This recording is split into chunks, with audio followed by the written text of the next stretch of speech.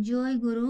বন্দে পুরুষোত্তম প্রম প্রমময় শ্রী শ্রী ঠাকুর অনুকূল চন্দ্রের নারীর নীতি থেকে কিছু অংশ পাঠ করছি।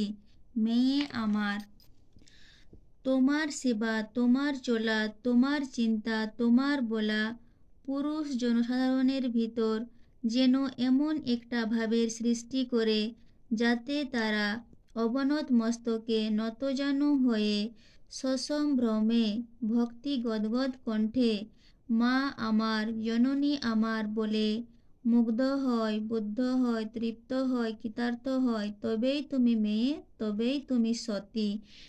সেবা, এখানে সেবা মানে ভালোবেসে যা কিছু করা যায় তাই।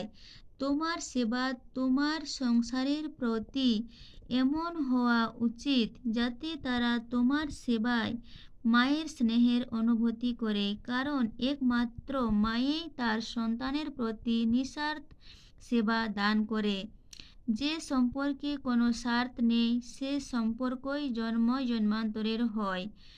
চলা, তোমার চলাফেরা এমন হওয়া উচিত যাতে পুরুষ জাতির ভিতর শ্রদ্ধা এবং সম্মানের ভাব সৃষ্টি হয়।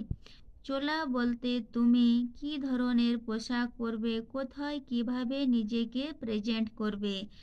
চিন্তা, তোমার চিন্তা এমন হওয়া উচিত যাতে পুরুষ জনসাধারণের ভিতর শ্রদ্ধা এবং সম্মানের ভাব সৃষ্টি করে। বলা, তোমার মুখের ভাষা মিষ্টি এবং মধুর হওয়া উচিত, যা শুনে অন্যের মনে তোমার প্রতি শ্রদ্ধা এবং সম্মানের ভাব জাগে ও তারা তোমাকে মা আমার, জননী আমার বলে মুগ্ধ হয়, বুদ্ধ হয়, তৃপ্ত হয়, কৃতার্থ হয়। তবেই তুমি মেয়ে, তবেই তুমি সতী। এটা ইউটিউবে আমার ফার্স্ট ভিডিও।